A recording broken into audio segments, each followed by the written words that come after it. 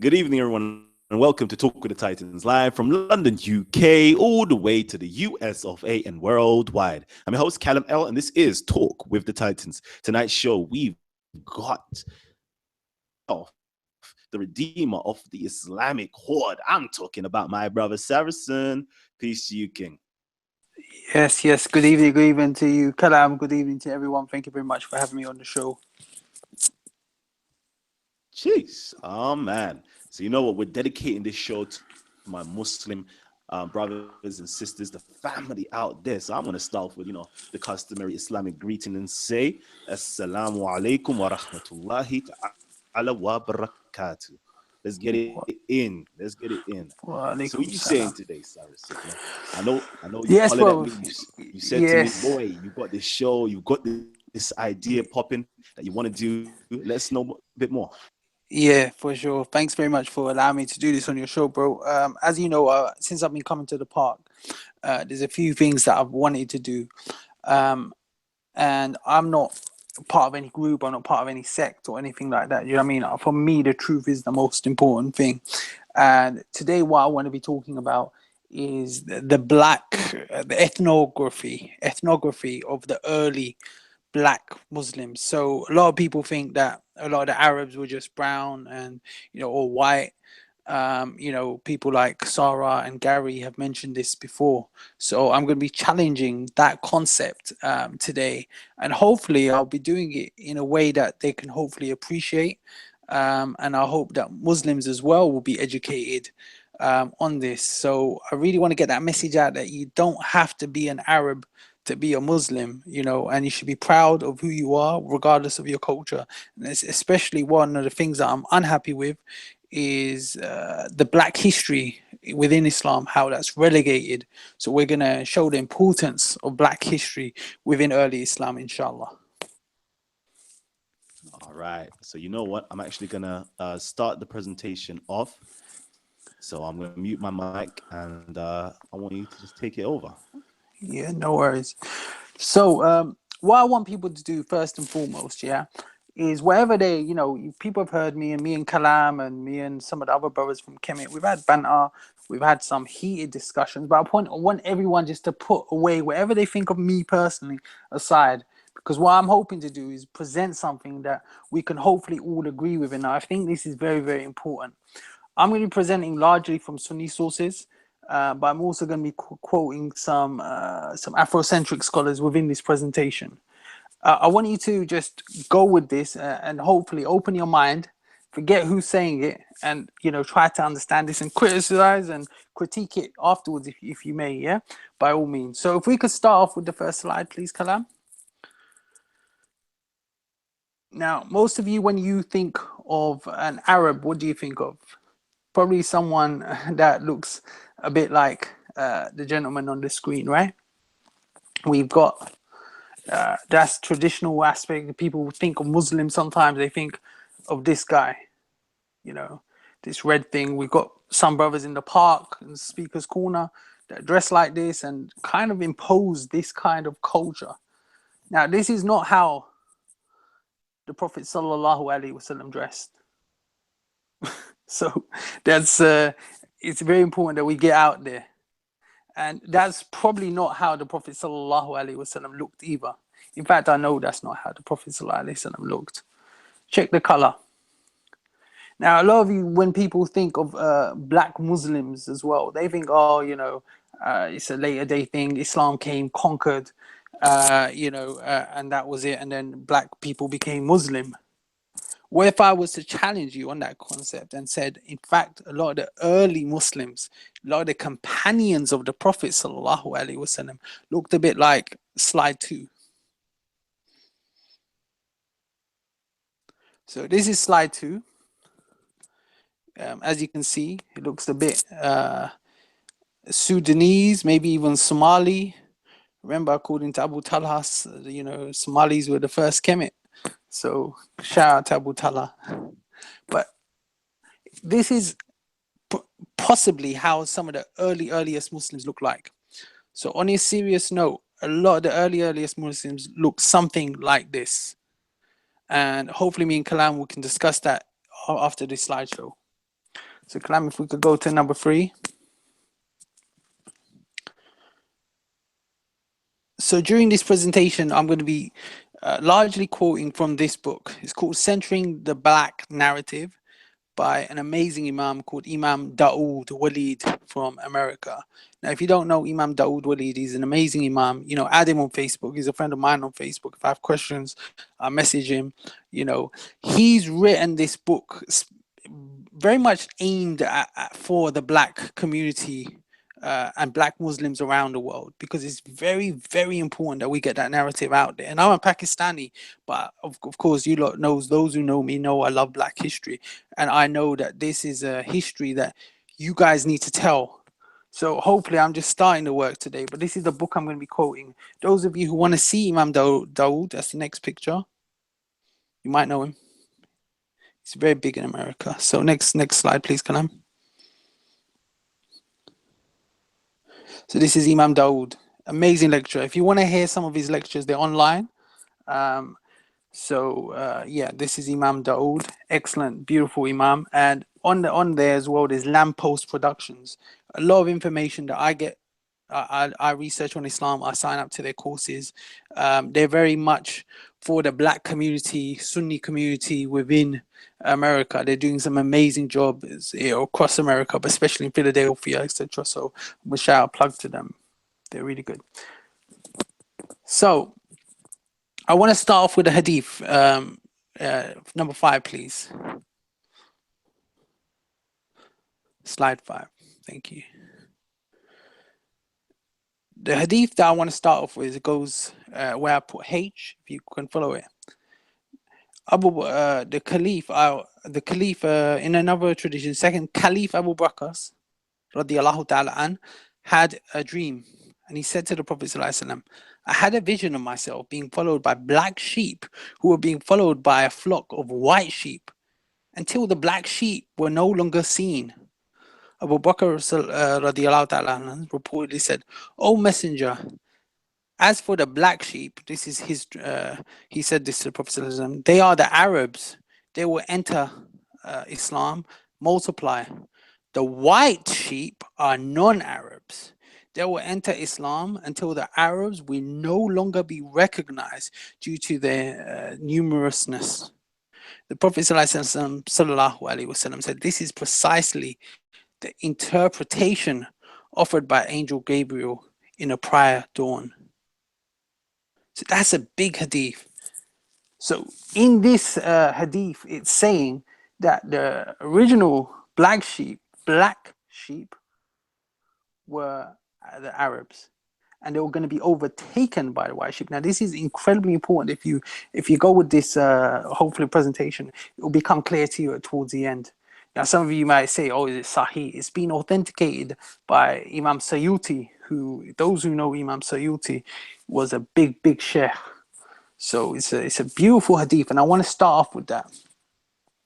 Now, some of the criticisms of, like I mentioned earlier, is that Muslims came into Africa, they colonized, and they took over. And we were going to investigate that claim. So if we could go to the next slide, please, Kalam. So this stems from a great book, Chancellor Williams. Now, those of you who haven't got this book, wherever, especially if you're black, you should definitely read this. But even if you're non-black, it's a really, really interesting book. And I think generally those who like reading and like counter narratives and different narratives, this really gives a counter narrative. Now, I think it's a really good book. However, I believe Chancellor Williams made a big mistake, because he went along with the kind of ethnography, and he went along with the ethnography that the Arabs were white. And we'll see that in the next slide, please, Kalam. So yeah, this slide, he says, for the Arabs themselves are white people, Semitic divisions of Caucasus. Now, this is actually false. And again, luckily, we have other Afrocentric scholars who have corrected him on this. but let's just go with this for now. So, in the book on page 159, for example, next slide, please, Kalam. He talks about the Arabs coming into the black countries. Now, this certainly happened. There's no doubt about it. You know, the early Muslims, they went into Africa, and you know there was they were trying to colonize, but they got their ass whooped because the African tribes them times were strong. Do you understand? But he goes on to say that they went on to convert the kings and the leaders to Islam. Now, the problem with this narrative is, and here's the problem, is that the original Arabs or around the Prophet ﷺ were never white. They're never Caucasian. They never had that sort of white, pale skin that you think of. Because a lot of the original Arabs around the Prophet ﷺ were actually black, or what we would call definitely black. So if we go to the next slide, please, Kalam.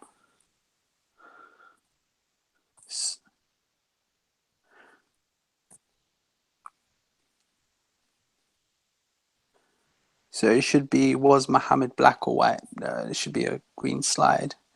And it quotes Dr. Ben, Dr. Wayne Chandler, and J.A. Rogers. That's it. So this is a slide basically. So as you know, if you are going to be an Afrocentric scholar, you're going to be challenged by fellow Afrocentric scholars. And I think that's a brilliant thing because it forces you to think and reassess your position. And, you know, one of my favorite Afrocentric scholars is Dr. Ben. And Dr. Ben said an amazing thing. Next, please. So Dr. Ben says,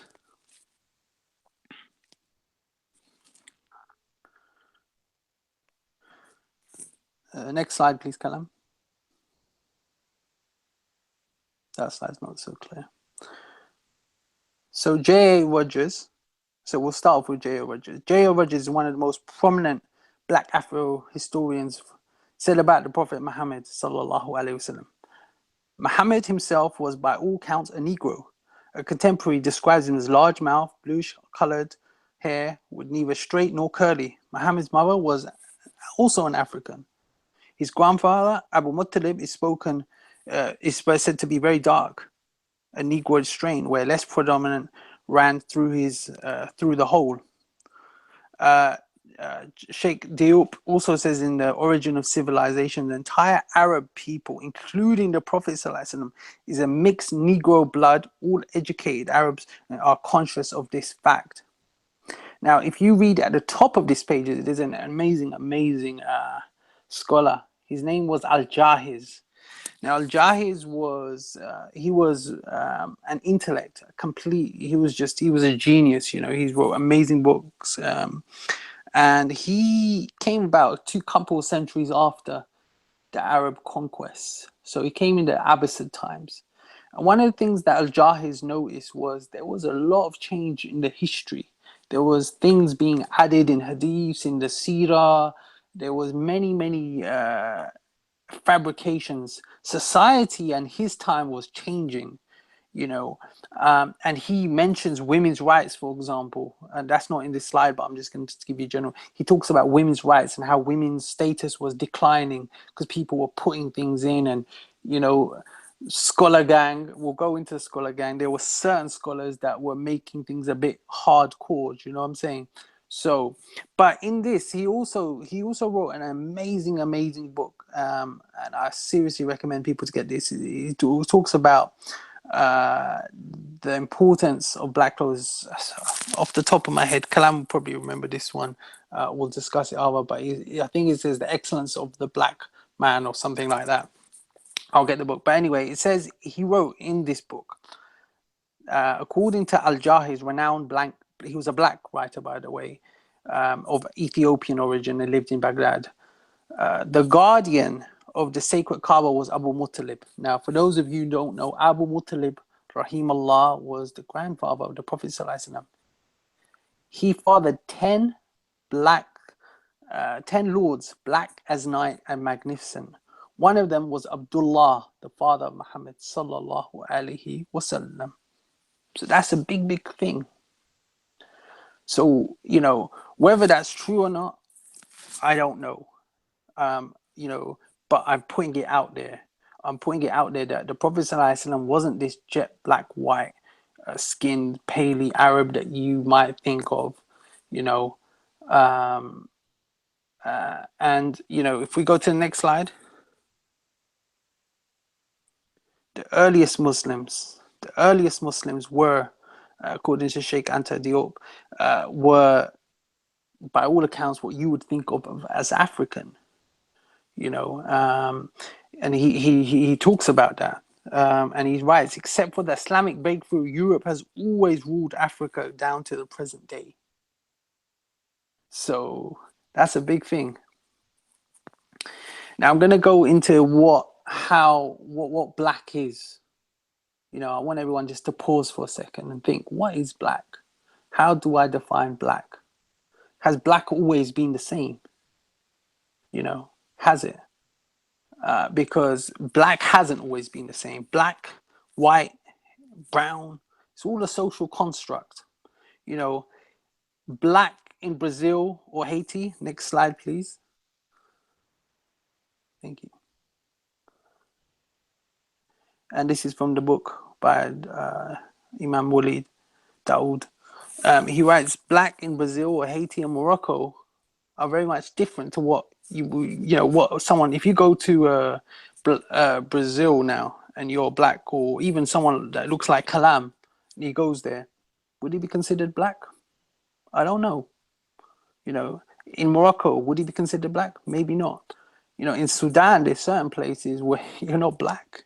You know, you'd be seen as an Arab. Kalam would probably be seen as an Arab because of his skin color. What they call black is different. But this whole concept of being black, you know, traditionally, the tribes in the past were not segregated upon racial lines per se. They were, you know, people could get very high status, and I'll demonstrate that later. It could be even if they were black, especially within the Muslim context. The issue of being black and white wasn't so much an issue at the time. Largely in a pre-modern world, and I've highlighted it here, it was people would discriminate if you weren't of the same tribe as them, if you didn't have the same language or the same religion as them. That was what was in the pre-modern times. That's how discrimination took place, you know. But this all changed with colonization. So with colonization, there came different concepts. You know, we love science, and science is beautiful, but science can also, there's this part of science, something called eugenics. Eugenics brings some very interesting characters, and there's certain people that peddle certain theories that master races, and I've highlighted that.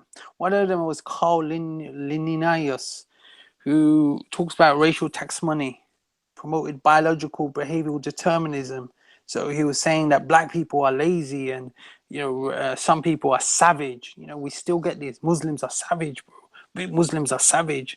You know, and this was further elaborated on with the Aryan master theory, race theory. That's how you got Hitler. So let's have a look at some of these. Please, Kalam. So this is going to be Carl Linnaeus. It's important that people know who these people are.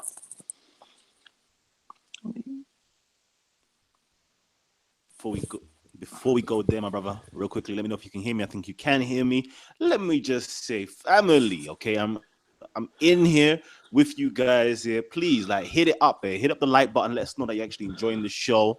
And if you got any questions, please wait for another half an hour, you know, to ask any questions.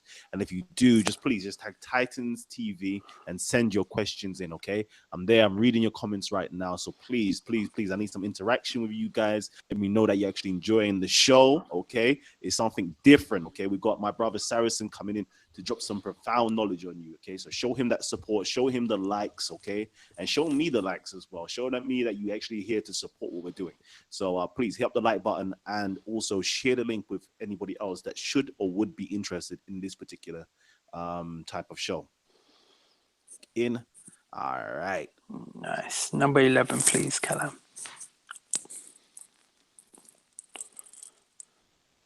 So yeah, so right now, just to bring it back, I'm trying to make you think how you think of race. I'm trying to make you think, anyone that's listening out there, and it's largely due to people like this man.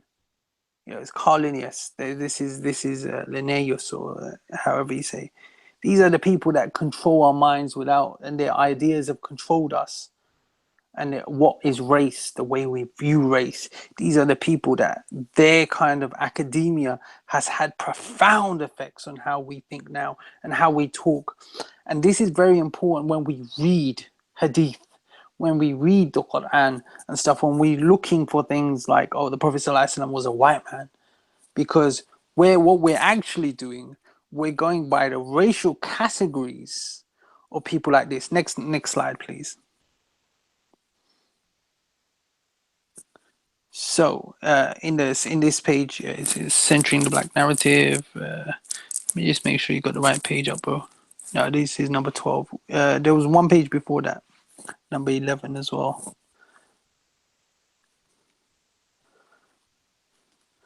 That's all right. We can go to 12. It's cool. It's cool. Let's go to 12. So yeah, number 12. So I want you to start thinking of things. So in the last slide, that didn't just come up, we were talking, I was going to talk about generally how we think of race and the 5 categories and how we can think of people. Now, in Hollywood, for example, I think this is an excellent point, really, really well made point within this book. He talks about the stereotypes of people. So you've got the stereotypical lazy criminal parasite black man and the successful white man, the Arab terrorists. You know, we got Homeland and things like that come out. Latino drug smuggler. You know, you got next Netflix. You know what I'm talking about. All of them. Hollywood, the Hollywood concept, and these things they have an effect on our psyche. So if we go to the next slide, this is how we start thinking early on of what we think is the early Arab society. So this is taken from the Hollywood blockbuster, The Message. You see Anthony Quinn on the left, Arab, fair-skinned white man, Arab, you know, representing Islam, and then you got Bilal, or the really black-skinned, you know, slave. But a lot of people didn't look like Anthony Quinn, nor did they dress like that. This is a complete fabrication. So the point is, what I was saying was that you've got people in the past that are peddling race theories that goes into our Hollywood culture, that forms of how we think of race and how we think of the early, and Muslims are as guilty as anyone of doing this, you know. Now, for example, how many of you knew that Bilal had an owner, you know, and the owner was very, very harsh towards him, and the owner would whip him, but that owner was blacker than Bilal? A lot of you probably didn't know that. See, it's conveniently taken out. And we're going to move it up or speed it up a bit. We're going to address, and this really was a presentation that I had ready for Gary. Actually, I wanted to discuss with my brother Gary in the park about this, because, you know, he's the one that, you know, inspired me to do this presentation. So if we go to the next slide, was the Prophet sallallahu alaihi wasallam white? Now, if you read hadiths in Bukhari, it talks about the Prophet ﷺ being white, and but now we're going to break down what that actually means. So I've highlighted a few things. White in traditional, and this is why I was talking about earlier about race. You know, the Arabs had this concept of being black wouldn't just be, you know, there was 10 types of black. We'll discuss that later. White was completely different to the Arab. Was white, and what was white then was different. So white abayad was a result. So the choice was made according to certain criteria. The Muslim theologians prefer hadith which state to imply the Prophet ﷺ was white skinned over the descriptions of otherwise. So what this is basically saying, the first bit, is that there are certain scholars and there are certain people, due to politics, and when we discussed this in a previous show, that have chose to push this narrative that the Prophet ﷺ was this fair-skinned white man. So in one way, you know, when Sarah and Gary go out and they say this, I don't particularly blame them because it's in the books, and we need to break down what it actually means to be a white or black man, etc. So it goes on to say the word azar lawam, which has been interpreted by some scholars as white skin, doesn't actually mean that. Some versions describe it as white and imbuedness with redness. In other works, the term silver or dark is adakar. Now, there's a beautiful hadith in Tirmidhi Sharif, which is one of the strongest hadith books. And in this book, Anas bin Malik describes the Prophet ﷺ as brown colored, Asmar al-Lawan. Now, one of the people who studied hadith, who was a hadith master, was Hafiz Imam Dahabi, rahimahullah. And he said, and this is, because Gary had a discussion with my brother Hamza, who's now back in Saudi Arabia, and he asked, where's your authorities? So here's some authority. Whenever someone called white, it means wheat colored. So this is according to Imam Dahabi, and he was very, very, he was a master of Arabic. He really studied very hard on this, and we'll see that he wasn't the only one that said this. So don't think the Prophet ﷺ was this pasty skinned white man, nor was he a dark skinned completely black man. He was a middle color. Reports of the Prophet ﷺ putative whiteness neither result indisputably as authentic reports. So within a religion, I don't want to get too complicated here, but there are often some hadiths that are sole narrations. There's nothing that's mass transmitted about his color. And this is important because if you look at right at the bottom of the page, it's not a matter of creed for us. So it's not a matter of creed. So according to Imam Tahawi, it doesn't matter if you feel the Prophet ﷺ was white or you think he was black and stuff. Obviously, you don't want to misrepresent him, but it's not a matter of creed. Now, you've had other scholars later on that have come along and said, anyone that calls the Prophet ﷺ black, you kill them. Because if you're going to be fair, you have to say that anyone that calls the Prophet ﷺ white, as in pasty white, that's wrong. You should kill them too, because you're misrepresenting and stuff. But this is politics that we'll discuss with Kalam later. That's coming. 15. We've got another about 5 slides or 10 slides left. So the Lebanese scholar Noaim Shakir Tariqi, he also talks about subspecies of black in light considerations. So the Arabs had that. Again, on this page, it's a brilliant book, by the way. Like I said, I'm going to plug this book for Imam Daoud. It's a good brother. But this is if you're Sunni, especially if you're black, get this book. It will really make you proud. It says the Prophet's color was described biologically as in one report as adakar, a metaphor for dark. None of the descriptions are being aswad or standard word for black. And again, I've put Tabari in the corner because Tabari had a breakdown of different black colors. I think Kalam's got that, but I'll discuss that with him. Next slide, please, Kalam.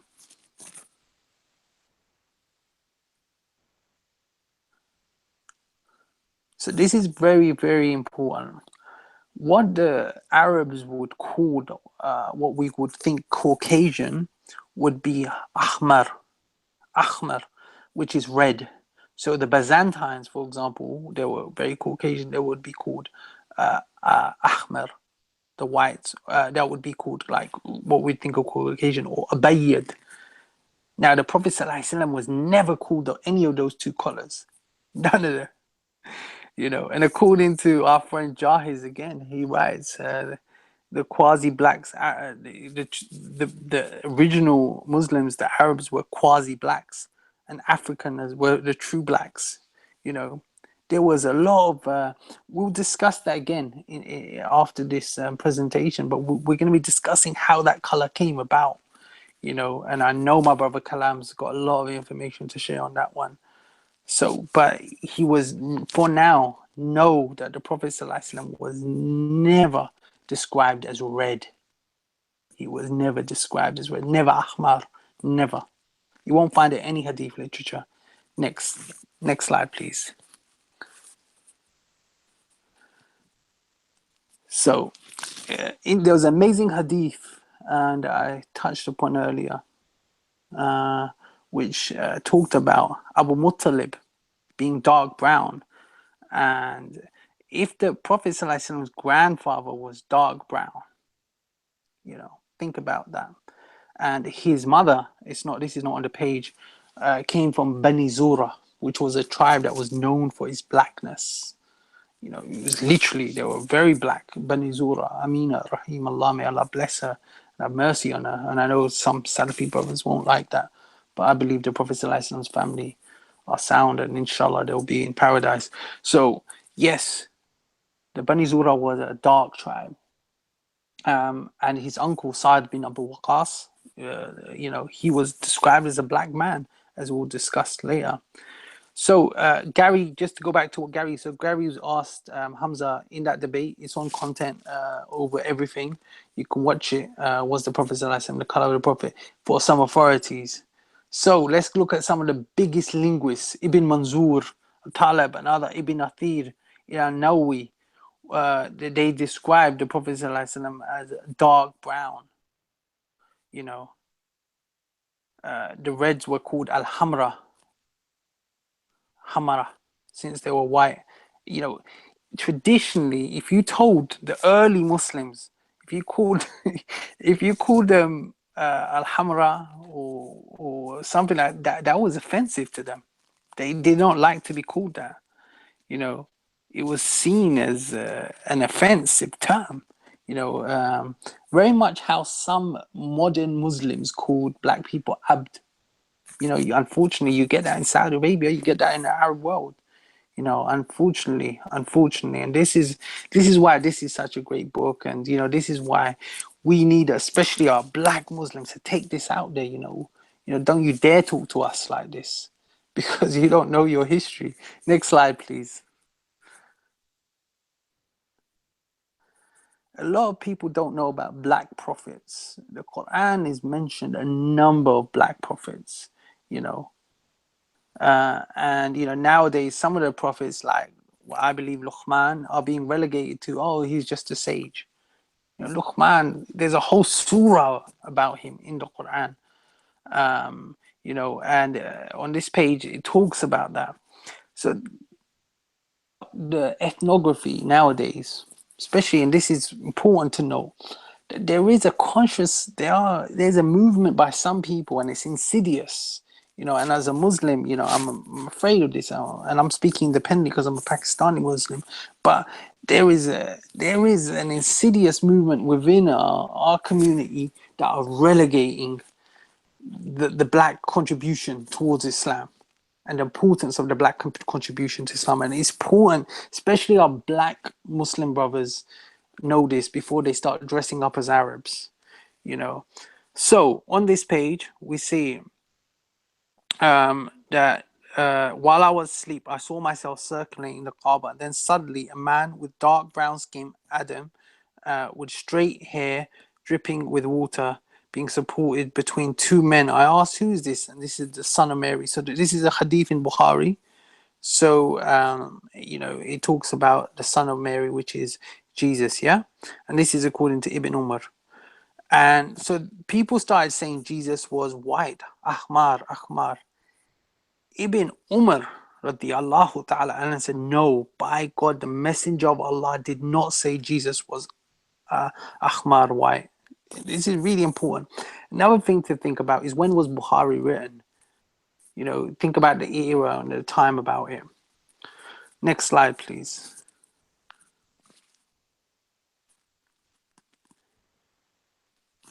So this is, again, I'm just going back to what I said earlier. This is taken from a book by Dr. Wesley Muhammad, Black Arabia and the African Origin of Islam. A brilliant book.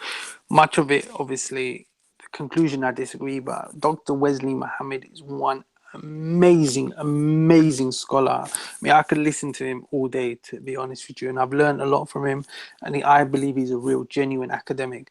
And in this book, he writes, the Messenger of Allah was medium stature, and this is in Tirmidhi Sharif. He was neither tall nor short, and he had a goodly built. His hair was neither curly nor completely straight. He had dark brown asmar complexion, which he walked when he leaned forward. So this again confirms the point that again, if you see the writing at the bottom of the screen, the problem, it turns out, is not the text. So, but in our modern Western inability to appreciate the pre-modern Arabic color classification, this is the key point. And that's what I was going back to earlier. The Arabs had a different color classification. Next slide, please. So just to home in the point, we're nearly finished now. The noble black Arabs even detested black skin.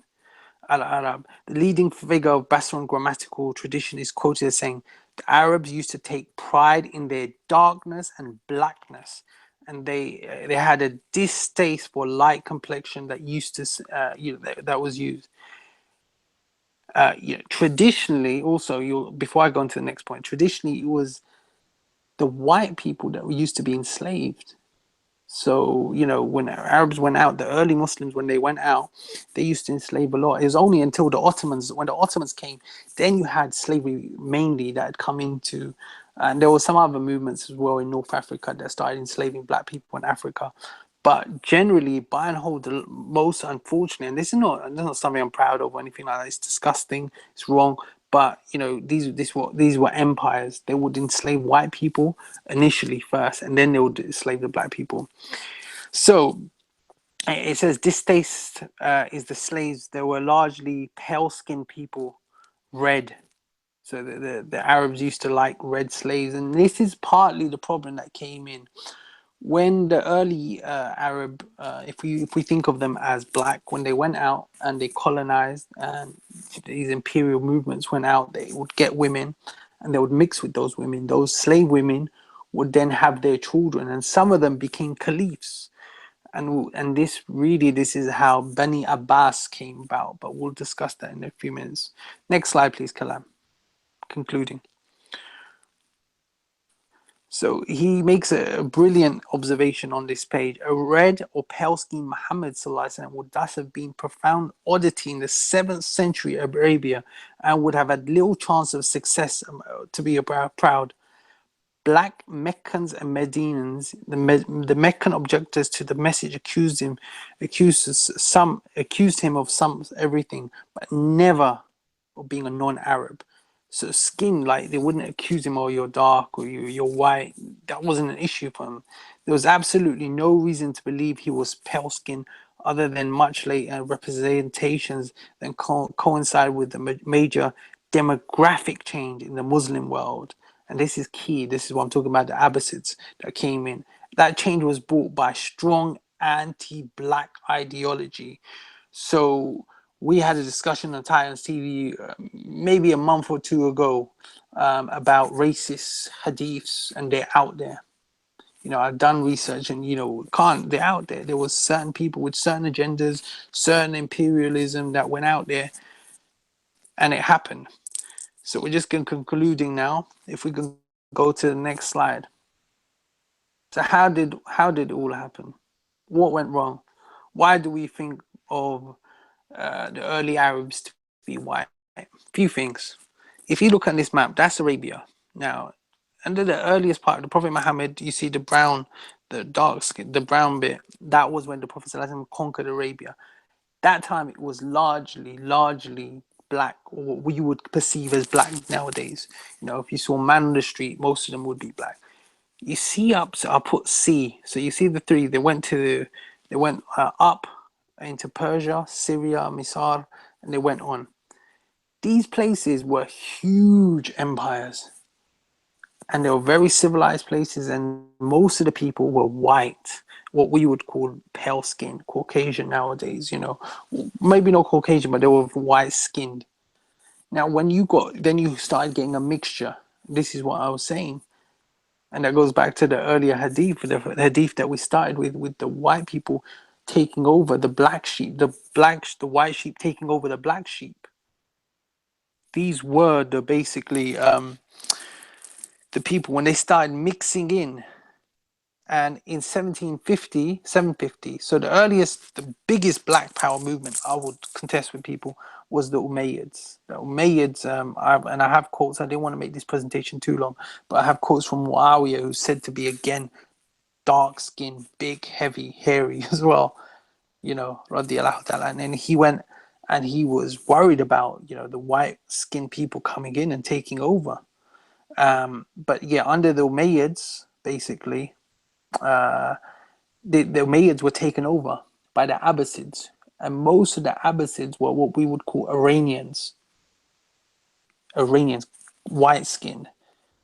Now, at this time, and this is the Jahiz time, remember I quoted you Jahiz earlier? At this time, you start seeing some hadith coming in which are kind of demeaning black people, you know, whitewashing history. The black contribution towards history is starting to be whitewashed here. Ethnography is being changed, and this is very, very important for Muslims, especially, and people out there, and also my Afrocentric brothers who are out there, and some of the Kemet brothers, who propel this myth that the Prophet ﷺ was this white man that owned black slaves, etc. It wasn't like that. And in this book, the book that I was quoting for is such an amazing book, centering the black narrative. I was gonna go through, and I didn't want to make this presentation too long, but I was gonna go through all the amazing companions I've got in the book. At the end of the book, there's a list of some very prominent companions that are described as dark skin, black skin. Sa'id bin Abu Waqas, Imam Ali radiallahu ta'ala, and Baraka, who the Prophet ﷺ called my mother. We have the 10 uncles of the Prophet ﷺ, who are described as the 10 lords, dark skin. It goes Zayd bin Thabit, Zayn bin Thabit radiallahu ta'ala, who collected the Quran, black. We have Zayd, who's the adopted son, who's described as Ethiopian, and we have Bilal, but we also have Bilal's brothers and sisters described, Sumayya, Yasir radiallahu ta'ala, the first martyrs of Islam, one of the first people they were described as black, pure black, but they didn't discriminate on racial grounds then. You know what I'm saying? These are something that came in later. But anyway, we can discuss that. Now, the reason I did this presentation, there was a few reasons. Partly because of some of the things in the park, but if I can, just there's 124, if I can just go with this slide. So just to prove the point. So now when the Umayyads, the Abbasids took over, and we saw this change. So we're seeing this change in ethnography. We're seeing this hadith. There was a scholar called Ibn al-Rumi, not to be confused with Jalaluddin al-Rumi, rahimahullah, the great Sufi. And he wrote to the Abbasid Caliph Mutawakkil, who desecrated the grave of Imam Hussein radiallahu ta'ala and alayhi salam. And he wrote, and he said to them, he said, in the period of Yahya bin Umar bin Abu Hussein bin Ali, Abu Talib was described as dark-skinned, and he wrote, you insult the descendants of Prophet Muhammad due to their blackness, while they are pure Arabs with black complexion. However, you are blue-eyed, sorry, I should have got the other bit of the book, but he talks about you are blue-eyed, and you are Romans, basically. He was saying that you guys are Romans, and you're insulting the Prophet ﷺ family, because that's what they did. But it's a very, the key point to note there is he describes the color of the Prophet ﷺ's family. They weren't these paley white skinned people. And the last slide, I'm not sure, Kalam, I sent you the last slide about slavery. I don't know if we can bring that up. Now, this is why this is important for me, yeah. And I'm non-sectarian, and I believe the Salafis are amazing. They're my brothers in Deen, and I respect them and I love them, and I know there's many different strands of Salafis. But you see a lot of people and this is a message to my brother Zakariya, for example. Zakariya is an amazing brother who came into Islam, and Alhamdulillah, I'm really happy you are. But, I saw you in the park maybe about 2 months ago, and you were wearing a Jamaica t shirt and you had a Jamaican cap on, and you said, I'm celebrating Jamaica Day, the national day. And I said, that's really good, man. Respect your culture, and I respect that. Congratulations. Happy Jamaica Day, yeah? Now I see you in the park and you're dressed like this man, Sheikh Fawzan. I mean, if you read what Sheikh Fawzan writes, there's certain people that want to bring slavery back, unfortunately. That's the reality. They want to bring slavery back. And, he's one of them. And this is a big sheikh that a lot of our Salafi brothers follow, and a lot of them don't know this. But I mean, they would probably put me and my family in slavery because they probably wouldn't consider me a Muslim either. But you need to get out there. You don't need to lose your culture. You really don't. If you're Pakistani, be Pakistani, especially our Bengali brothers, because this time of aggressive Islam that's out there, and I'm really against this aggressive Islam that all non-Muslims, they're kafir, they're going to hell, blah, blah, blah. This sort of nonsense, this you're perpetuating, you're causing problems within the park, and there's other people to blame. I'm not saying there isn't, but I'm saying that there is a certain strand of Islam that's causing problems worldwide, and it's culturally predatory. And Islam has never been culturally predatory. When Muslims went in Africa, Africans maintained their culture. Look at Mansa Musa, look at the great Timbuktu. Nowadays, in Timbuktu, unfortunately, with the growth of certain sects and certain groups, you're seeing people dressed like this with this red thing on their head. In Pakistan, it's growing, and you're seeing people dressed with certain things on their head. Do you know what I mean? The Bengalis, my Bengali brothers and sisters who have the beautiful dressings of the Prophet ﷺ. My uncles from in Bangladesh, they would wear a lungi, they would wear this kurta, they would wear very simple dress, very very simple. That's more like how the Prophet ﷺ dressed than how this long thobe and this red thing on your head. The actual long thobe that you wear is actually from Persia, by the way. So I just want to get that out there. Be proud of who you are. Celebrate. Be who you are. The black community, you don't need to be an Arab. Pakistanis, you don't need to be an Arab. Be who you are. Research and know there's different opinions out there as well. You have to respect that there's different opinions out there. You don't need to follow one opinion, and don't let people guilt trip you. Do your own research. Don't let people guilt trip you and tell you you have to follow this way or you're not Muslim. Akhi, this is the Muslim opinion. You know, Islam has always had a diverse view of opinions, And it's up to you to research. Allah subhanahu wa ta'ala tells you to use your brain, use your intellect. And I'm going to conclude with that. Thank you very much.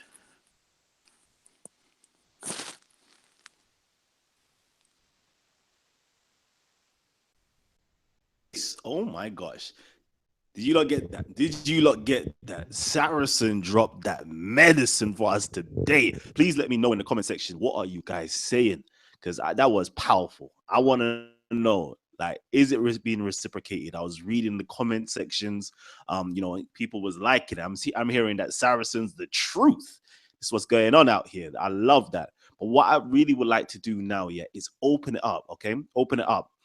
You what mate says, wow, Titans TV, fair play to Saracen. Jeez, Saracen went in tonight. That's from Saeed the Scorpion. Oh man, truth in the building. That's from Stefano. People are bigging you up right about now. People are bigging you up. So I love it. They say nice PowerPoint. That's from Observant Ori. Saracen from saying, and that's from Worldwide 3D as well. So yeah, that was a big presentation. That was an absolutely fantastic presentation. But what I want to do right now, yeah, I want to actually open it up for some questions. I want to open it up for some comments. I want to know, some more opinions, guys' opinions on the things that he was saying. And if you disagree with him, give us a reason as to why you disagree with him. If you agree with him, okay, based upon your research, can you come on and present some of that as well? Because we definitely want to get some feedback. I'm loving this show. This was a powerful presentation. All right. And I know people are loving it. So what I'm going to do right now, I'm going to do something that I don't, but I'm going to do it for this show. I actually want to open it up because I want you guys to congratulate my brother Saracen for dropping that medicine today. All right. So let me just drop this link in here for you guys. And please, man, hit the like button, man. We had over 130 people tuned in, and we've only on 54 likes. Yeah, I don't know who the haters are giving the 10 dislikes here, but geez, Saracen went in. Credit where credit is due. Oh man. All right, cool. So you know what, Saracen, I'm just want to welcome you back in again. Actually, wait there. Respect, pause at the same time. Still. Gang. Peace. You saying, King? You might have to mute out the TV still. 1 minute, I need to pause this thing. Yo, well, go on. Yeah, my brother, talk to me. He said, yeah, blood. I like the presentation still, Saracen. Thanks, bro. I'll be saying these black Muslims better love us. Yeah. You get me? Cause we be giving out so much medicine. We got man like Saracen Tawheed, they be reaching out to the black Muslims. Yeah, no, we love it. We love it. For real, bro. Over everything and righteousness over everything. And I love the summary. You get me? Cause that's realness. You get me? Man ain't gonna give you too much brownie points. Cause you get me? We be saying this shit for the last couple months and be getting fought for it. But at the same time, I respect it now. On the real one, man, respect what you're saying. You get me? And yeah, man, it's real life, man. You get me? That's all that man's been really saying. You get me? So big up Saracen. Big up the presentation. Very accurate. You get me? And yeah, man. I appreciate that, bro. You know, coming from you, bro. I appreciate it. I know me and you, we don't always get on. You know, there's some sometimes we have disagreements, but you know what? I listened to something that I'm going to be honest with you. I heard something that a big bro said a few weeks ago on Content Over Everything. Yeah, he had a discussion with Ali Dawa, and then he did a video the week after, and he said something quite profound. Yeah, I can hear myself. I think someone's got the mic on. So yes. So basically, what Big Bro said, he goes, I watched how I acted certain times, and I felt embarrassed. And he goes, the way I thought about Ali Dawa, the way I acted towards certain people, something along them lines. And you know what? That touched a chord with me because I watched some of my videos back. To be honest with you, even the way I've spoken to Respect before and other sort of brothers, I've been embarrassed. And I thought, you know what? That's not me, bro. I mean, I want to present Islam in a beautiful way, in an authentic way.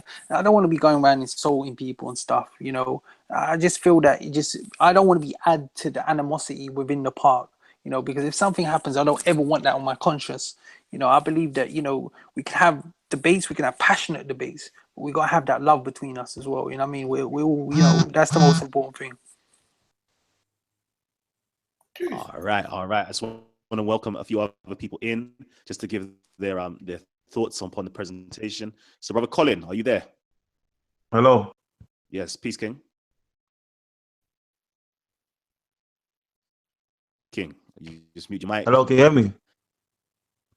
Now, King, go ahead. Okay. Hello. Yeah, we can hear you.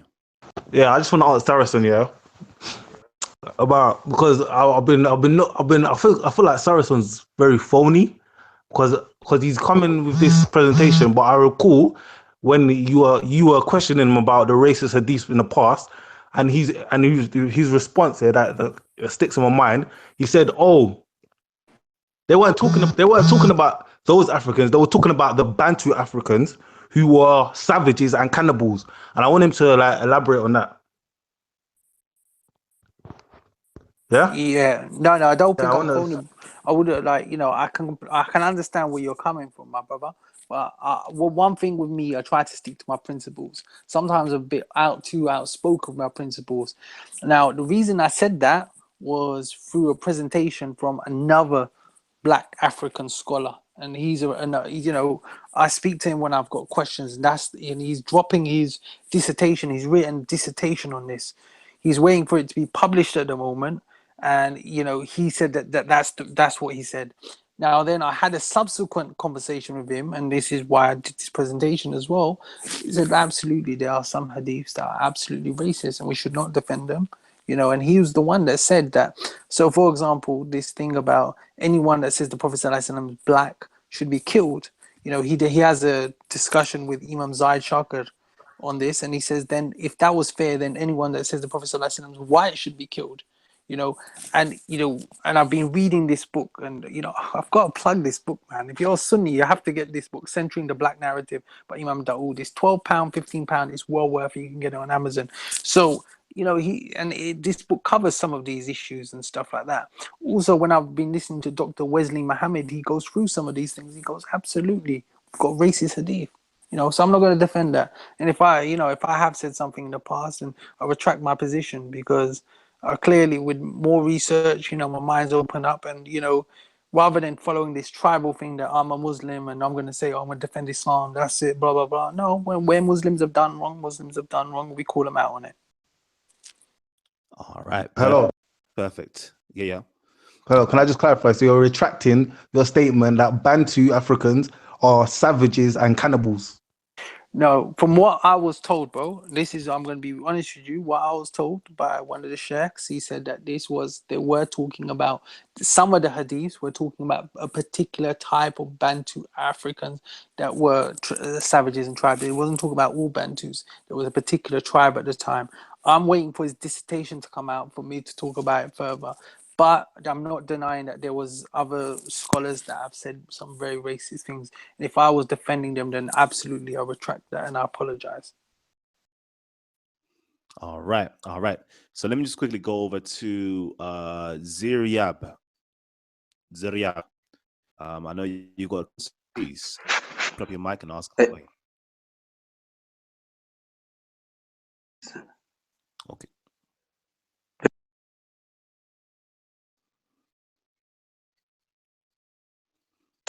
Peace, family. So if you've got a question, please just ask it, and so we can move on.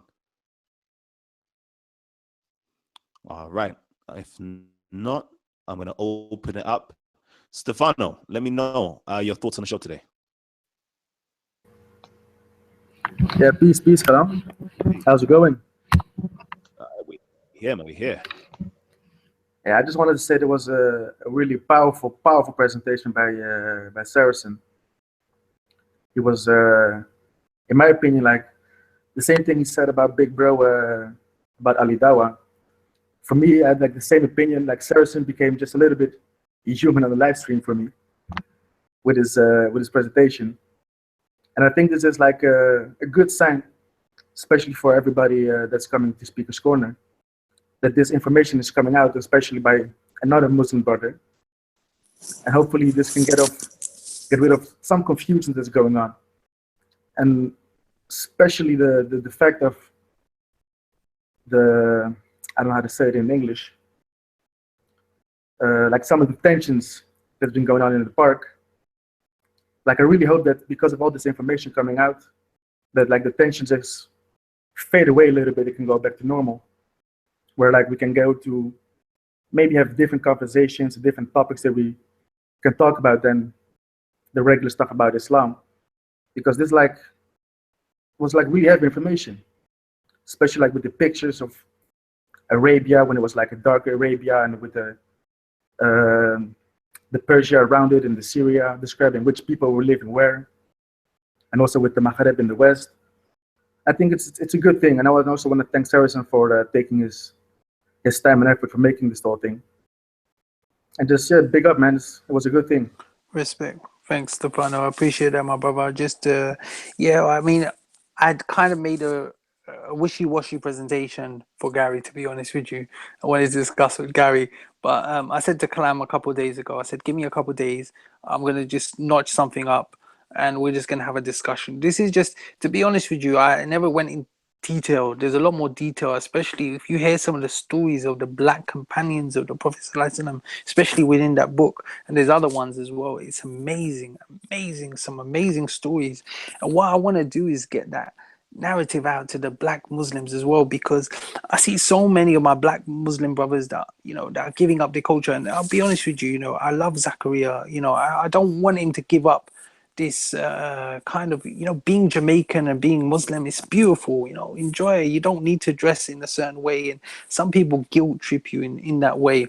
Now I'll probably be called the Sufi brother. That's the problem now. The moment you disagree with certain people, you get called, you get labeled, I mean, the thing is, you can't label me because I don't follow any sort of particular group or sect. I call myself a Hanafi Maturidi, but I try to follow the truth. Allah, only Allah, my G. That's really good. Alhamdulillah. Alhamdulillah. I That's just it, want to bro. comment on the Zakariya thing. Because Yeah. Zakariya, yeah, I spoke to him, and I spoke to another revert brother who dressed like him. That other revert brother, he told me, is just because he likes it. Some people, they just like a certain culture, so they're going to adopt certain things from it. I don't think it's anything like what people are trying to make it out to be. But that's just in respect to Zakariya. And also, I want to talk about the band 2 thing, because I saw somebody trying to go in on you for talking about something you said before. But look, today in like Congo, there are certain people who are eating like human beings and killing each other, butchering, even Somalis as well. Like, it's not perfect. Like, certain races, okay, they do certain things out, but that's not racism. It's a certain tribe. You can say certain tribe, yeah, in that region did something. Even Somali, you could say a certain tribe, Somali tribe did something. You could say that. That's not being racist. I just want to add that. But I like your presentation anyway. I've been I'm not crooning, man. I'm just being honest. Can I respond? Can I respond to that? Hey, you notice how he just came in the chat last minute and he jumped everyone. That's that Salafi supremacy. I mean, he came in the chat last minute and he jumps everyone. Bring it back. But I like your presentation, man. Thanks. Hey, Kalam, you mind if I say something, bro? Hold on 1 second. Let me see who's gonna speak right now. I think I should let Colin just deal with this real quickly, and then I'm gonna go back to Dark. Hello, can you hear me? Can you hear me? Yes, we can hear you. Yeah, that was just an extreme example of coonery. Extreme.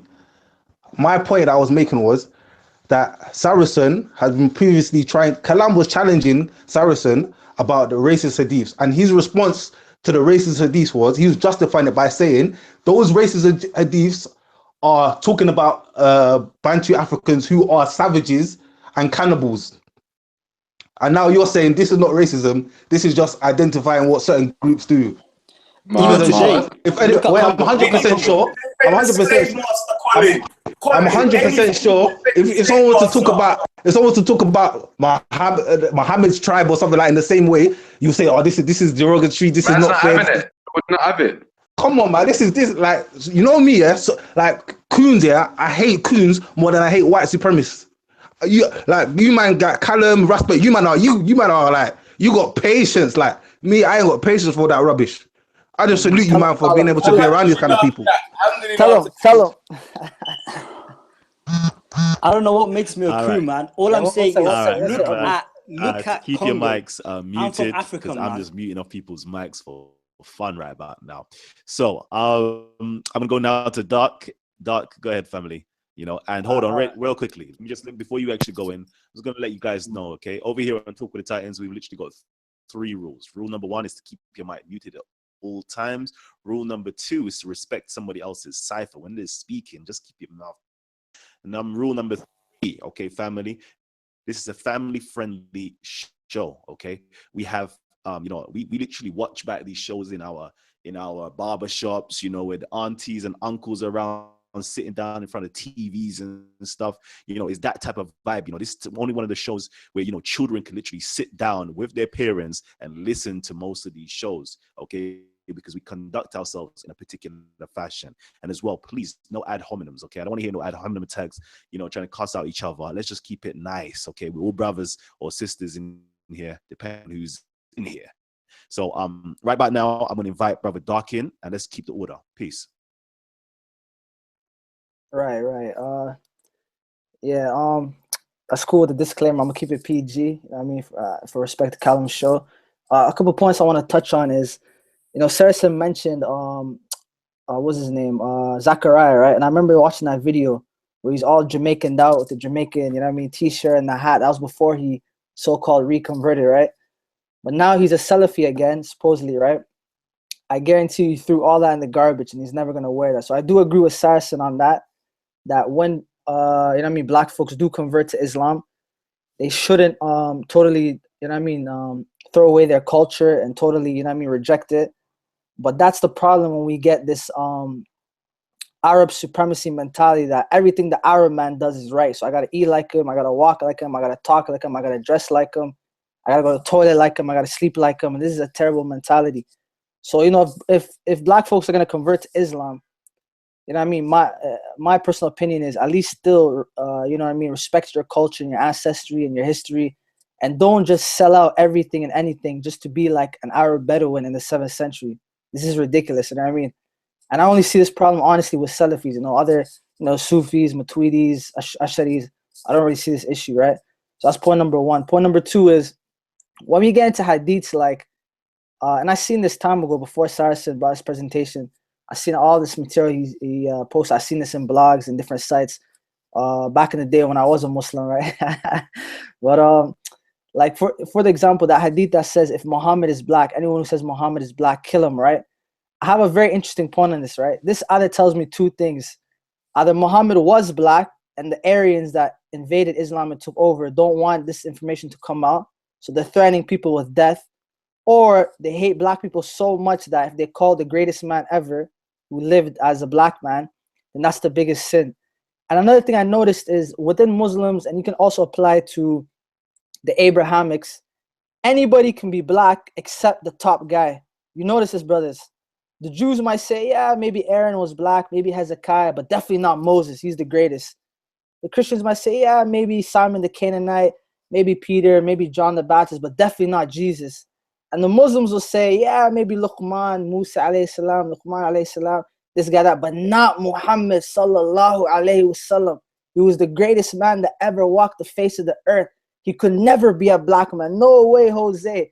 Even though when we go to the earliest sources, Tirmidhi and all these guys, right? We see so much hadiths explaining that the Arabs were black. That they you know, Saracen brought out today, the nobility in being black. The hadith where it says the white sheep will consume the black sheep, and Saracen brought it out that this is the white people who become Arabized, like the Persians and the Assyrians or whatever. So it's just interesting. I want people to take this in. Anybody can be black except the greatest person within the Abrahamic religions. And I'm gonna pass the mic, you know. All right, perfect. So, you know, if you guys would like to speak, okay, and you haven't already spoken, please unmute your mic and mute your mic again so I know who will be next. All right, so quickly do that. Let me know. All right, so we got Ziryab, and then afterwards Oz, and then we'll go back to you know, other people who have already spoken, such as Respect and Abu Talha. So first of all, Zaryab. All right then. So I want to kind of build off of what the brother Colin was saying in this type of on the line of Aryanization of Islam. The thing about the Aryanization of Islam is that we have to look at the Umayyad and the Abbasid period with a real critical eye, because especially during the Abbasid period, there was really kind of the push towards artistic expression, representing the Aryans, Iran, the land of the Aryans. So you get me? Them people there representing themselves as the early companions and the prophets and so on and so forth. Now, that's something that needs to get explored in terms of Islamic literature and whatnot, because there's a lot of evidence towards that end. So yeah, I really want to build off of what Colin was saying, but in regards to what Abu Talha was saying, really and truly, people need to just get it straight that if you're following Saudi and the Turkish looking Saudi monarchy, then you need to really be thinking about why is it you're following an agenda. Really and truly, it's not your agenda. And I'm going to come down to Hyde Park this weekend and kind of talk about the topic of Sahaba and Suhbat. So this topic of companionship, like all the companions are saved and all the companions are in heaven. It's the next topic, but that's just something on the side, isn't it? Because that's, I think, really the starting point to kind of look at the whole history with a critical eye, which is really required, man, because the Aryanization did occur and it's still occurring to this day, where you see people in Tahama in Yemen, like the most oppressed people in Yemen, like with the madness that's going on over there. So that's just something I want to kind of put food for thought. Kalam. Excellent point. Saracen, I wanted to know, did you want to touch on it a little bit? I just think the brothers bang on, bro. You know what I mean? What's happening in Yemen is disgusting and stuff, but because certain people control the agenda, this is the thing. Within Muslims, we've got certain people that are controlling the agenda. So what's happening in Yemen with the Saudi-led bombardment, destroying, you know, the poor Yemenis? These are the most disenfranchised people. They're Shia. They're what do you call it? Zaydi Shia. Muslims don't seem to care about them. Do you know what I mean? No one's really sticking up for them. This is what I'm saying. People are, they're rebels. You know, they're labeled this. Where's the humanity gone? For me, that it really, really annoys me, bro. You know what I mean? We've got within the Muslim community now, we've got certain people that control our media, that control our magazines, that are some famous speakers. You know, there are certain middlemen that go between them and big them up. You know, these are the ones that are controlling the youth's minds right now. And what the brother just said was just bang on. We've got to be more critical. We got to think where we're getting our information from. You know, is it true? Check it out. Look for alternative opinions. You know, don't just believe the first thing that you hear.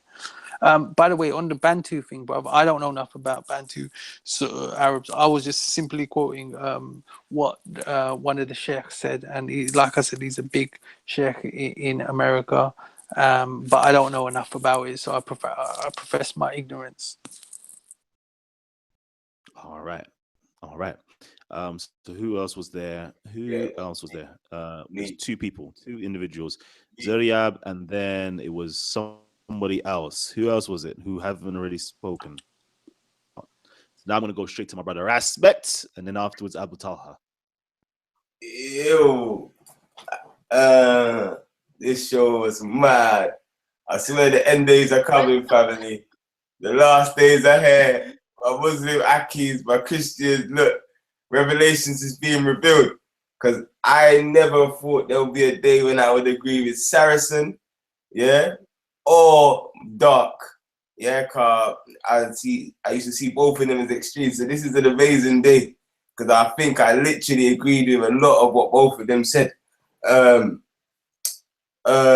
Obviously, man rate the realness, you get me? I rate realness, I rate real speak.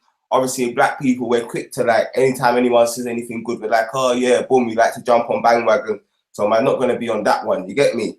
But man does respect all the realness that's been spoken here today, you get me? Abu Talha, you see, that's when I would have really known that the end of the world was coming, if Abu Talha was just, if he just showed some realness. But we're gonna wait for him to come home. Hopefully he comes home soon. Now I'm gonna point out, Dark made some amazing points, you get me? But I'm gonna point out why I'm saying this about my brother Abu Talha. Abu Talha knows that I love him as a brother, you get me? I just want him to come home, you understand? The first thing that he felt the need to do was defend the demonization of Africa. You understand? Even Saracen saying, it's just a sheikh, we don't even have the sheikh's name. But he said, I profess my ignorance, I don't have a source for it. But Abu Talha just feels the need. He just has to. He just has to justify the denigration of his brothers. It can't just let it go. You know what I'm saying? So yeah, and there was something else he said as well. If someone could quickly remind me, what's the other thing he said? Just before, so I don't have to chat again. You get me? I know he spoke on the he definitely said about the Bantus, but he said something. What did he say? It was savages. Yeah, he said about the savages, and he said something else as well. You get me? But whatever else he said, it was something. I'm gonna look back and I'm gonna leave it in the comments. You get me? But it's just some real. It just shows me when a man's going out of their way to, you know, just like, I don't know, like just to go against man's people. And it's like, Abu Talha, what you have to realize is, yeah, the only time we see this as black people is from this Salafi Muslim. I don't know what Salafi, I don't really know the linguistics, but it's from this extremist kind of Muslim, you're kafir, we're not kafir, you're burning in hell forever. It's from that sort of mindset where we see this as black people. The only time our brothers like literally just want to throw man under the bus. It's like, is there no unity, fam? So it's like, yeah, we understand that you can talk the truth about whatever's gone wrong in black and white communities, but don't go out of your way, bro, because it just looks mad from the outside. You know what I'm saying? And it just looks like a slave. That's how man look, and not a slave to Allah, but a slave to the to the actual slave master. You get me? So just watch that one day. But yeah, man, big up the show anyway. That, you know. Jeez, I just want to quickly say something just to, because I've got a lot of Salafi brothers, okay, and I'm going to say not all Salafi brothers are like that. We have beautiful brothers like my brother Yunus. We have my brother Adam as well. We've got my brother Anwar. We've got my brother Shamsi. We've got my Birmingham brothers. What are you saying? Gang, gang, gang, gang. My Birmingham man, them, Umar and them man there, Tasnif and them man there, So we've got some beautiful brothers who don't actually think like that. So let me just make it, be known that it's not all Salafi brothers that are like that. But, we are starting to see a pattern amongst a certain group of Salafi brothers. Okay, a certain group of Salafi brothers. Not all Salafi brothers, because we've got some excellent Salafi brothers that teach me. I'm going to be real with you. I started to learn more about Islam and respect Islam a little bit more based upon what some of my Salafi brothers have taught. So just laying that out there from the get-go. I know my Shia brothers are doing their thing as well. Yeah, shouts out to you, man, as well at the park. So shouts out. Anyway, let me go back to now Abu Talha still. Go ahead. Abu Talha, I want to see how you're going to justify yourself today. Yeah, I'm not speaking. The Somali brothers in the chat sections are not rolling with you today, So I don't have to. I roll by myself. I don't need anybody to back me up. All I'm saying is this. I'm not speaking from a religious angle. I'm speaking from an African angle. Africans, okay, have always been killing Africans. That's a reality. Arabs have been killing Arabs. White people have been killing white people. That's just the nature of the world. Whoever is your neighbor is usually the people you're going to fight with for resources, okay? It's not about, I'm not calling them savages. I'm saying in Africa, right, there are Africans who kill other Africans and eat them. In Congo, for example. It happens. I'm not calling, it just happens. It's a natural thing that happens. In Somalia, there are Somalis killing Somalis. In Arabs, Arabs killing Arabs. Arabs enslaving other Arabs. It happens. So if somebody points out to that one particular group, that particular group that's doing the action, to me, that's not them being racist towards everybody else. They're not saying everybody is that one tribe. That one tribe is crazy. They are actually butchering people. Rwanda, the Tutsis, Hutus killing each other. That happened. You can't just them. That's because of the Belgians. That one person, criticizing the Hutus. Not saying why doing this that. shit's happening.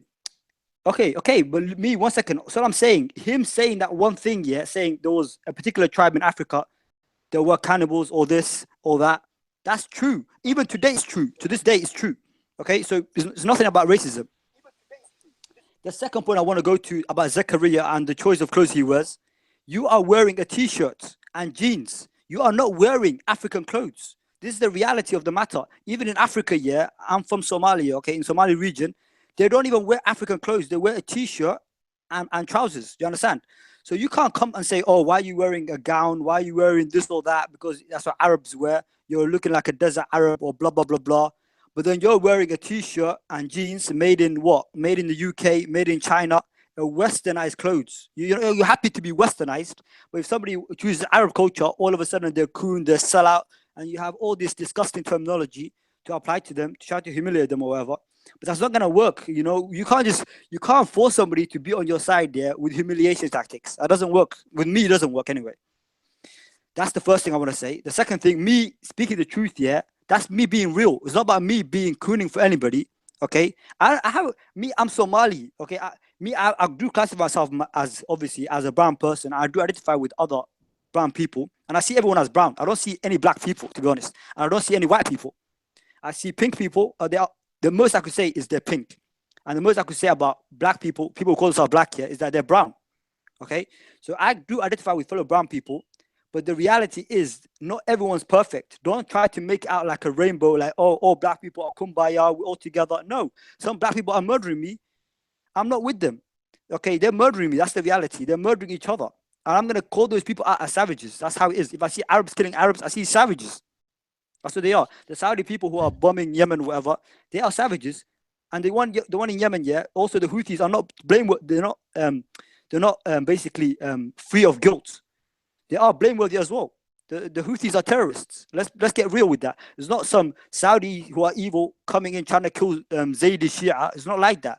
The Zaydi Shia have become Houthis, Rafida, and they're killing Sunni Muslims in Yemen. So nothing is black and white. Okay, that's what we're trying to get at. There's a lot of gray area. And you guys, just because you want to push a certain narrative, yeah, don't try to make it out like it's black and white. There is a lot of gray. All right. Say no more. All right. Because you know what?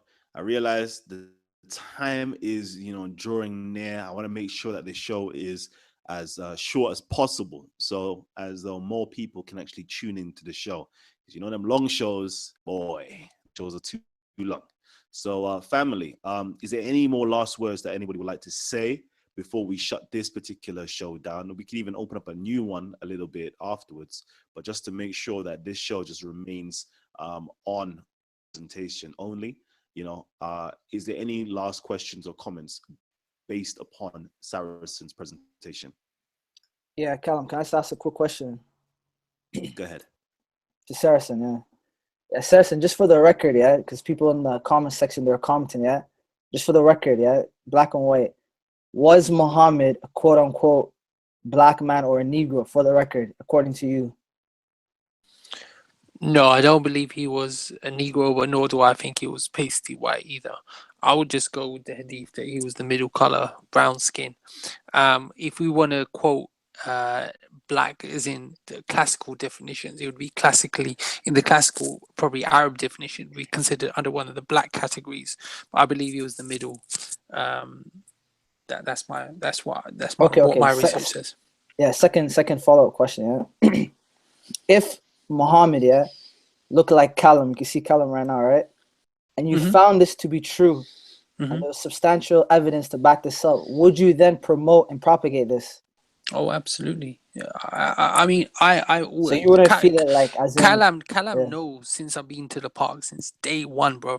I've always promoted Black history, bro. Kalam will confirm that with you. You know what I mean? Sometimes it hasn't even been popular amongst the brothers. Some of the videos, sometimes it's off camera. I've always done that.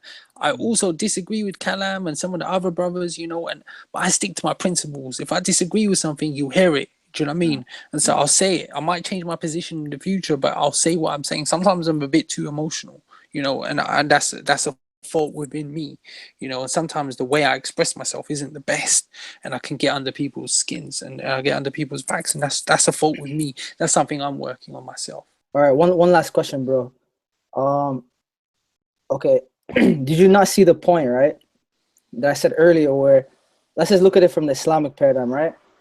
The greatest man in Islam, whoever walked the face of the planet, is Muhammad. Yeah, correct, right? Salafi Arab, yeah. Right. Now, can you not see the other side of the coin, right? That Muslims, many of them, will be willing to say anybody's black except Muhammad, since he's the greatest man ever, right?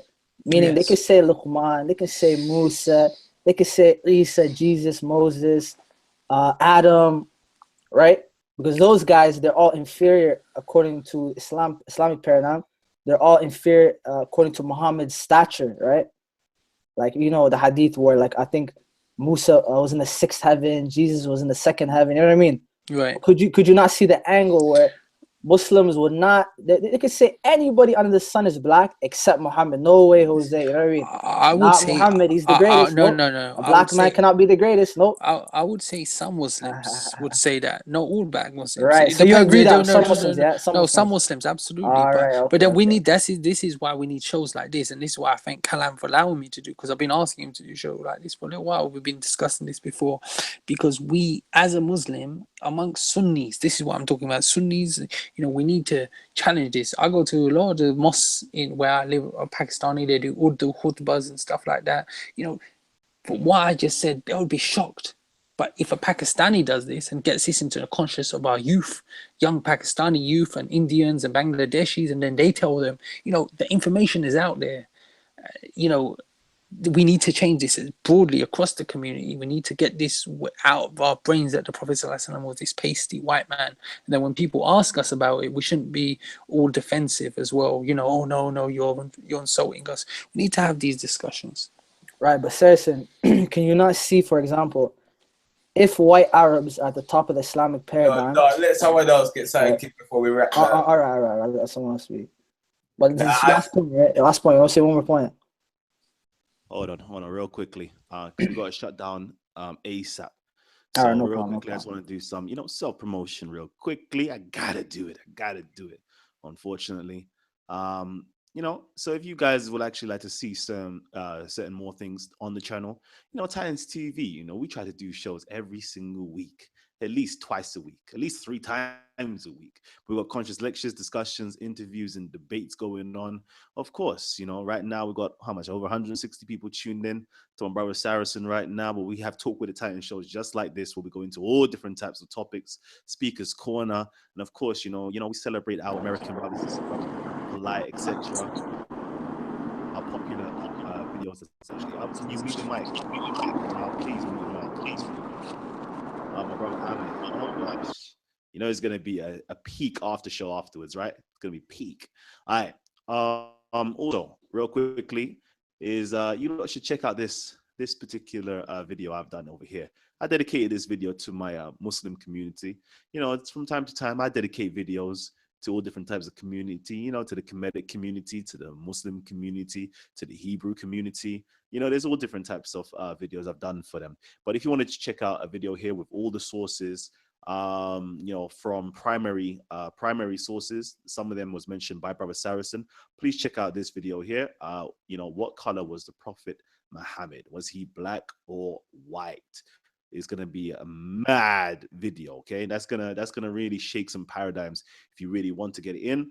And of course, if you want to go into some more detail and discussions, we can definitely do some more detailed discussions on the various hadiths and so forth, or various accounts of the Prophet. I'm not going to tell you he's black. I'm not going to tell you he's white. I'm going to be fair and balanced and let you know that depending upon which sources you go to, either an Aryan looking Muhammad, or if you go to other sources, you'll find a very brown skin, black skin, Ethiopian looking Muhammad. So it depends upon your sources, and it depends on what time frame you want to go in. Okay, if you want to go into the Persian, when the Persians were ruling, a very Aryan version of Muhammad. If you want to go to the sources that predate that, you're definitely going to find a much more Negroid Ethiopian looking Prophet Muhammad. And of course, whenever y'all ready for that, I got the medicine for that. All right. So real quick, Kalam, can I say that was a profound point that you just made? Such a profound point what you just said, because also if you think of ancient Kemet nowadays, if you ask people about Egyptians, they'll think of these like people that look probably like me. Do you know what I mean? Those of everyone forgets the early Black Kemet. Why? Because of the different time period and stuff, and how history is subsequently written. And we say to our brothers and sisters, think of it the same way. Islam has been for 1400 years. Think about the early Muslims, the Umayyads, then think about when this started changing.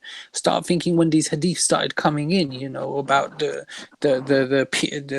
black man with the funny head and stuff like that. All of these hadiths that started popping up. Start to think about that. Saracen, sorry to interrupt you. My battery is dying, and I'm fuming. I really something with Abu, bro. So if you don't mind, let me interject. Yeah, go for it. Yeah? Go for it. Man, I just got one quick thing to say, man. But your battery's gonna die. Go on, brother. Alright, cool. Abu. Yeah, I'm here. Mike, that's why. I'm here, man. Go ahead. How dare you associate a particular act to a particular people? Please explain where you got that sort of mentality from.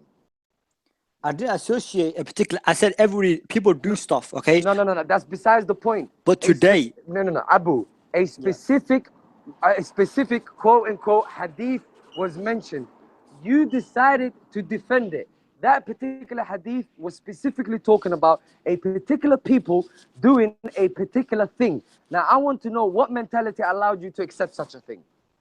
I'm saying if those particular, okay, if the hadith talk about Bantu people, right, being cannibals or doing certain things, yeah, and to today, But right, in Congo, you see it, same thing happening. No, wait. Why would I go against it? I'm just saying, historically, it's happening today as well. Abu, look at Congo. Search it, do a little bit of research. All right, listen, Abu, what we're going to do is we're going to use a bit of logic here. You understand? An act has been made by many of people of different races. Associate that act with a particular people. Now, the only way you could do that is by saying people are naturally less than other people. Is that what you had the audacity to say? No, I did not say that act Then here was why exclusive to those are you particular people, no, but I'm listen, saying those. why are you I'm saying it was associating? identified within a specific group of people. No, but It you can can't also happen listen. in other groups. Okay, if an act happens in many different people, why did you decide to associate it? Why? No, I'm saying in the hadith, it was talking about specific people doing a specific act. Why? I'm Why saying is that that- act no, no, no. itself is not exclusive to that group of people, Why is the hadith? Listen, right? And today, if Abu, you're let's seeing the hear same each other act out. being committed by that specific group of people, okay, is not no. Abu, that hadith. listen, I'm not gonna Abu, go. I'm not gonna go against Abu, it. Yo, Ahmed, let me just Abu, drop no, one wait. quick thing, 'cause I know we're going to knock off. Ruspik, It's wait. not a racial thing, Ahmed, man. It's not a I've racial been there thing. for 10 minutes. Wait, Got me. Ruspik, wait, Ruspik, bruv. Listen, why did the hadith decide to associate a particular act with a particular people? I want you to answer me that. Why? No, that it was identified within a group of people. They were doing that specific act. I'm asking you why. If a lot of people are doing that act, why associate it with one particular people? Why? Because how do you? Okay, listen. If for example today, answer me.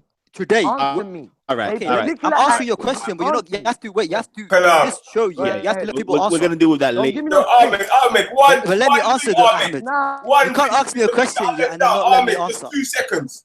2 seconds, All yeah. right, go ahead. If today, you found out, Ahmed, cannibalism was 1 minute. happening in Congo, right? One And then you minute. say, Ahmed, okay, in that Ahmed. particular group of people, certain group are doing Yo, cannibalism. mute him, please, Kalam. Okay, Just so I I don't have to say it happens here, it happens there. I just identify. Go ahead. No, that's not how logic works, Abu. Yo, Yeah? I just want to say about Zakariya quickly, yeah, because obviously Abu Talha tried to play it down as if we haven't seen. It's not just that he's wearing Arab clothes; it's got nothing to do with that. It's the whole mind shift that we have all been with Zakariya, bro. He sits at the Sheikh's foot. You get me? At the park, you get me? He hasn't got the expression that he used to have. You get me? And we know there's something going on. You get me? So what I'm saying about Zakariya is it's the extremist. It's the extremist taking on this Arab culture and forgetting yourself. We all know that no matter what the sheik tells him right now, he's gonna eat from his hands. You get me? I hear you, Respect, yeah, but I need to understand Abu's intelligence here. I hear you still. I'm out. If a particular act is made by plenty of people, why does anyone feel the need to associate it with a particular people? Why, Abu? If I witness a particular act being made by many people, and if we're going to be honest now, the origin of cannibalism was north of Africa, as in Europe, Asia, etc. We were not the origin of cannibalism. And you now have the audacity to tell me that you accept that a man reports cannibalism and associate it with people who had civilizations before him. And an Arab cannot flip and point fingers at me. Okay, Ahmed, I hear you. He's not saying in that hadith that all Africans are cannibals. He's saying a specific group of people in Africa, the Bantu, were cannibals at that time. Sorry, what I'm gonna do is Ahmed is an OG. That's the Somali maverick. Come for lick down the spirit of confusion. Gang. You guys, mute and your you're mics, the merchant of division. The merchant of division. Show because I'm seeing it's reaching the 2-hour mark, and I want to make sure that this show has enough, audience and viewership when it's actually loaded up on YouTube. So what we're gonna do, we're gonna continue this conversation off air. All right. So what I'm gonna say right now, we have like 170 people tuned in right now live. Okay, and we've only got 78 likes. So family, can I please get up to 100 likes here before the show goes off air? About doing show, but I haven't even seen 100 likes and we've got over 170 people tuned in. That don't make no sense to me. So I'm going to be shutting down the show, literally in the next 15 seconds because we're still only on 91 likes. Okay, so boy, family, it's been a beautiful, wonderful show. God damn, you lot love it. I just seen 101 likes just shoot up that quickly, Jeez, 106 likes. But family, on the road though, we actually have to shut down this particular show. If you lot would like to get in on the after show, I'm going to drop the link right now. But if you would like another show to be popped up, let me know as well. If you want another show to jump on, because I could provide another link for you lot to jump on and to watch the after show as well. But right now, have to shut down this show just for the sake of making sure that Saracen is fairly represented without everybody else having, dialogues that overwhelm his presentation. So, Saracen, any thoughts for our audience before we shut down? Well, I just want to say thank you very much, Kalam, for allowing me to present. And I think it's sometimes, if you had done this presentation or someone else like from the Kemet community, it just simply would have been dismissed, or as a propaganda against Islam. I'm a strong Sunni Muslim. I believe in my faith to the core. I'm a practicing Muslim, but I also believe in truth and justice, peace and love. And I believe that we need to get this message out there. And definitely, I hope if there's any black brothers out there, that maybe just think about your history.